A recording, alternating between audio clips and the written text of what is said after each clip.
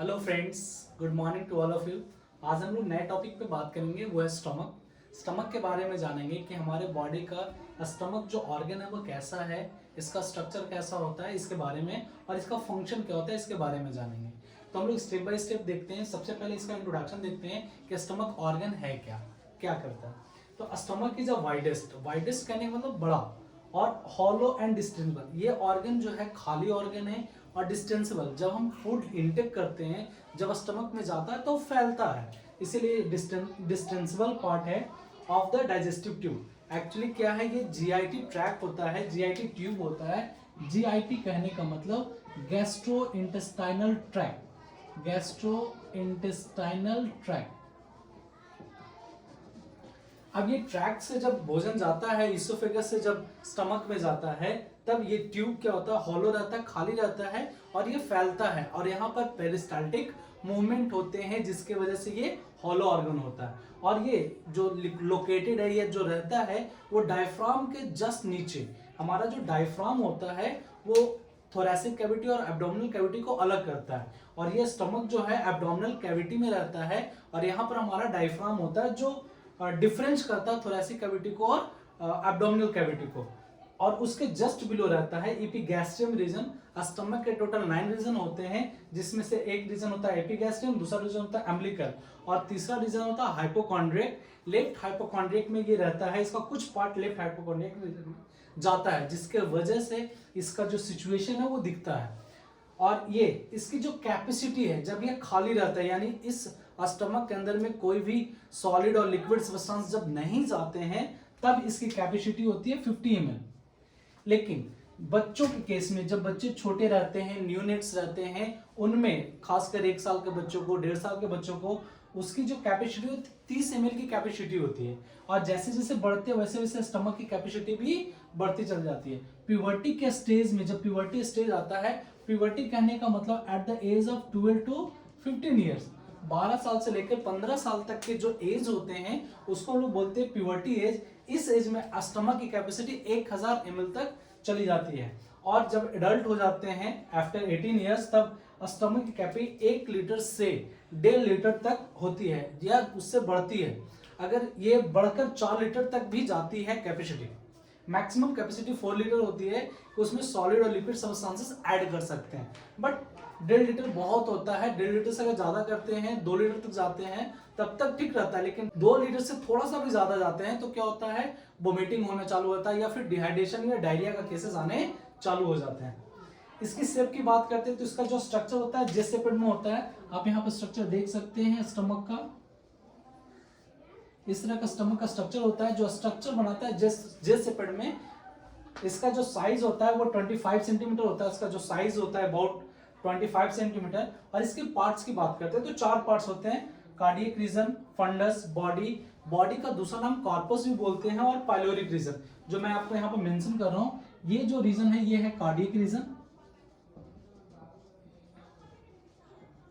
ये वाला रीजन होता है उसको बोलते हैं बॉडी या फिर कॉर्पस, और ये वाला जो पार्ट होता है ये होता है फंडस, और ये जो पार्ट होता है उसको बोलते हैं पाइलोरिक रीजन। लेकिन ये जो पार्ट होता है इसको बोलते हैं एंट्रम। एंट्रम पाइलोरिक का पार्ट होता है, लेकिन यहां पर दिखाया नहीं, यहां पर सिर्फ पार्ट बताया है। और ये जो बड़ा सा जो उभार लेके आया है इसको बोलते हैं greater curvature, greater curvature. Actually क्या होता है कि स्टमक कर्व स्ट्रक्चर बनाता है, जो कर्व का स्ट्रक्चर बनाता है उसे कर्वेचर बोलते हैं। और ये इधर का जो साइज है, ये इधर का जो कर्वेचर बना हुआ है उसको बोलते हैं लेसर कर्वेचर। ये स्टमक का पार्ट्स होते हैं जो आप याद कर सकते हैं अच्छे से ये डायग्राम बनाकर। और यही चीज जो स्टमक में है, और बेसिकली यहाँ से जो स्टमक के जो लेयर हैं, हम लोग आगे बात करेंगे लेयर के बारे में कि कितने लेयर होते हैं। हम लोग अब स्टमक का लेयर देखते हैं कि स्टमक के कितने लेयर होते हैं। तो स्टमक जो फॉर्म है उस 4 लेयर से बना हुआ है बाय द 4 लेयर। पहला लेयर है serous layer, serous is very outer most layer of the stomach. दूसरा है मस्कुलर लेयर, तीसरा है सबम्यूकस लेयर, चौथा है mucous layer. Mucous layer is the inner most layer of the stomach.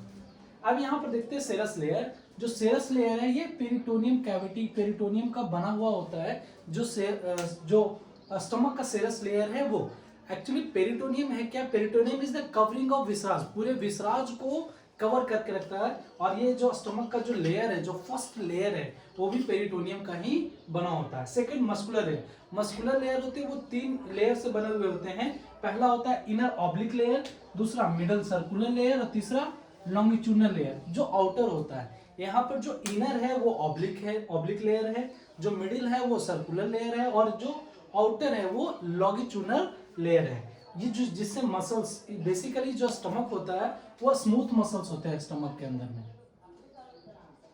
ये smooth muscles form होते हैं। हमारे बॉडी में 3 तरह के मसल्स होते हैं, cardiac muscle, smooth muscle, skeletal muscles, जिसमें से एक ये है क्या, जो स्टमक के जो मसल्स होते हैं वो स्मूथ मसल्स का बना होता है, वो तीनों में यही मसल्स होते हैं।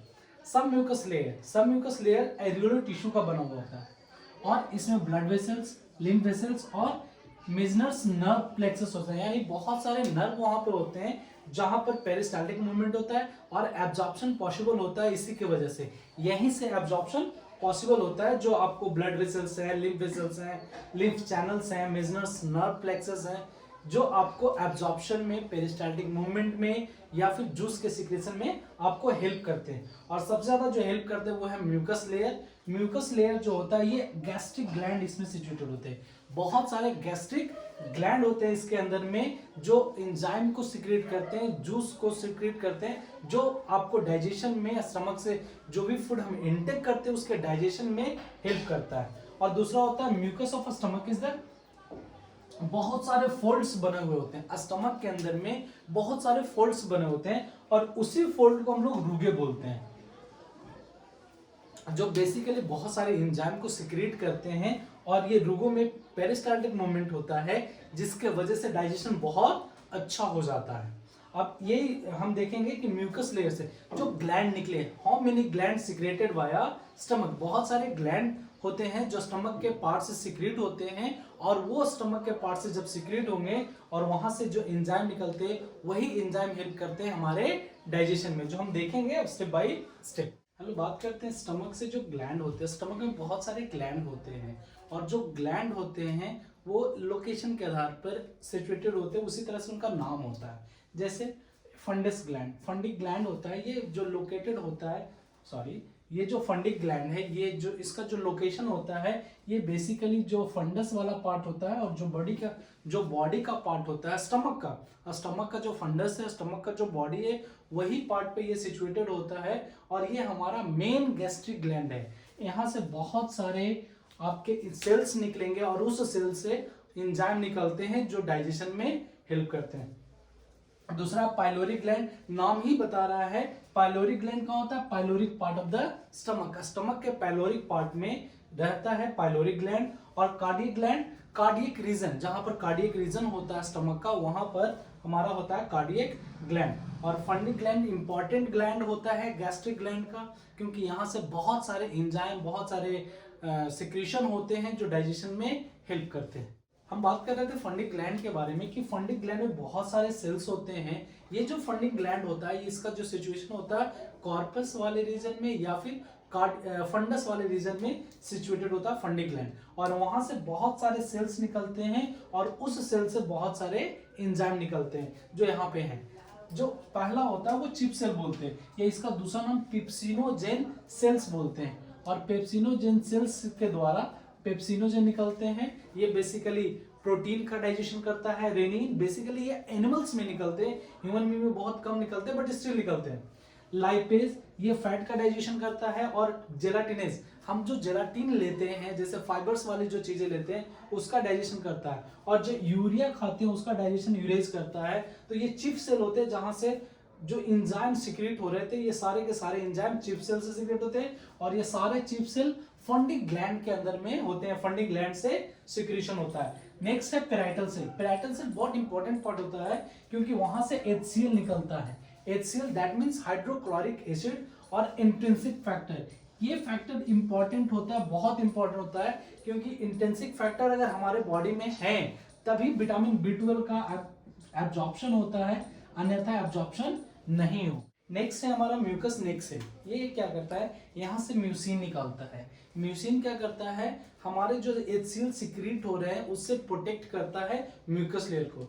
बेसिकली जो म्यूकस लेयर होता है, जो म्यूकस लेयर है उसकी जो थिकनेस होती है वो 2 मिलीमीटर होती है, बहुत ज्यादा थिकनेस होती है। ये इनर लेयर होता है हमारा म्यूकस लेयर, लेकिन उस म्यूकस लेयर के ऊपर एक म्यूसिन होता है।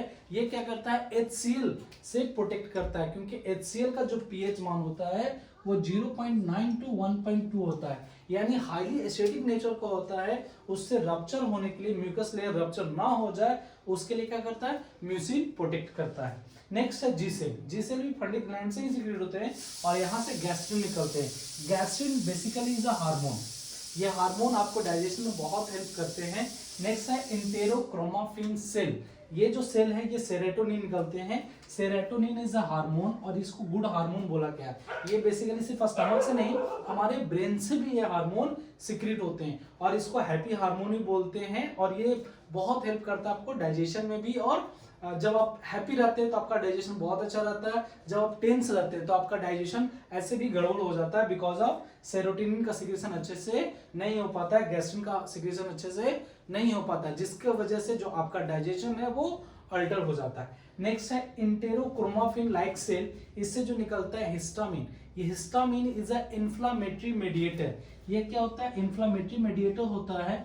कभी कभी आपको खुजली होती है तो इसी की वजह से होती है, इन्फ्लामेटरी मेडिएटर की वजह से। इसके बारे में हम लोग और आगे देखेंगे, इसका फंक्शन के बारे में कि स्टमक का क्या फंक्शन है, स्टमक के जो जूस निकलते हैं उसका क्या फंक्शन है। इसको हम लोग नेक्स्ट पार्ट में देखेंगे और नेक्स्ट पार्ट में उसको कवर करेंगे।